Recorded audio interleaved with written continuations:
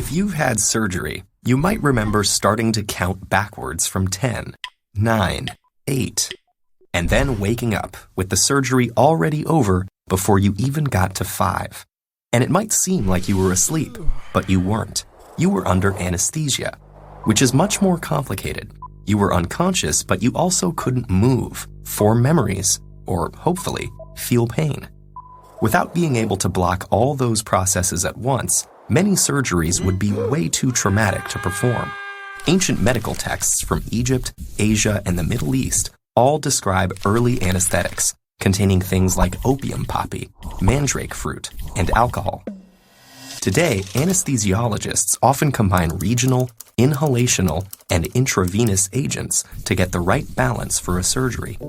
Regional anesthesia blocks pain signals from a specific part of the body from getting to the brain. Pain and other messages travel through the nervous system as electrical impulses. Regional anesthetics work by setting up an electrical barricade. They bind to the proteins in neurons' cell membranes that let charged particles in and out and lock out positively charged particles. One compound that does this is cocaine, whose pain-killing effects were discovered by accident when an ophthalmology intern got some on his tongue. It's still occasionally used as an anesthetic, but many of the more common regional anesthetics have a similar chemical structure and work the same way. But for major surgeries where you need to be unconscious, you'll want something that acts on the entire nervous system, including the brain. That's what inhalational anesthetics do. In Western medicine, diethyl ether was the first common one. It was best known as a recreational drug until doctors started to realize that people sometimes didn't notice injuries they received under the influence. In the 1840s, they started sedating patients with ether during dental extractions and surgeries. Nitrous oxide became popular in the decades that followed and is still used today, although ether derivatives like sevoflurane are more common. Inhalational anesthesia is usually supplemented with intravenous anesthesia, which was developed in the 1870s. Common intravenous agents include sedatives like propofol, which induce unconsciousness, and opioids like fentanyl, which reduce pain. These general anesthetics also seem to work by affecting electrical signals in the nervous system.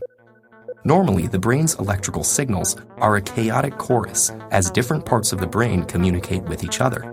That connectivity keeps you awake and aware. But as someone becomes anesthetized, those signals become calmer and more organized, suggesting that different parts of the brain aren't talking to each other anymore. There's a lot we still don't know about exactly how this happens. Several common anesthetics bind to the GABA-A receptor in the brain's neurons. They hold the gateway open, letting negatively charged particles flow into the cell. Negative charge builds up and acts like a logjam, keeping the neuron from transmitting electrical signals. The nervous system has lots of these gated channels, controlling pathways for movement, memory, and consciousness. Most anesthetics probably act on more than one, and they don't act on just the nervous system. Many anesthetics also affect the heart, lungs, and other vital organs.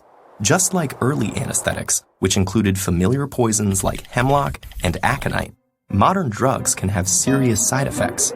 So an anesthesiologist has to mix just the right balance of drugs to create all the features of anesthesia, while carefully monitoring the patient's vital signs and adjusting the drug mixture as needed. Anesthesia is complicated, but figuring out how to use it allowed for the development of new and better surgical techniques. Surgeons could learn how to routinely and safely perform C-sections, reopen blocked arteries, replace damaged livers and kidneys, and many other life-saving operations. And each year, new anesthesia techniques are developed that will ensure more and more patients survive the trauma of surgery.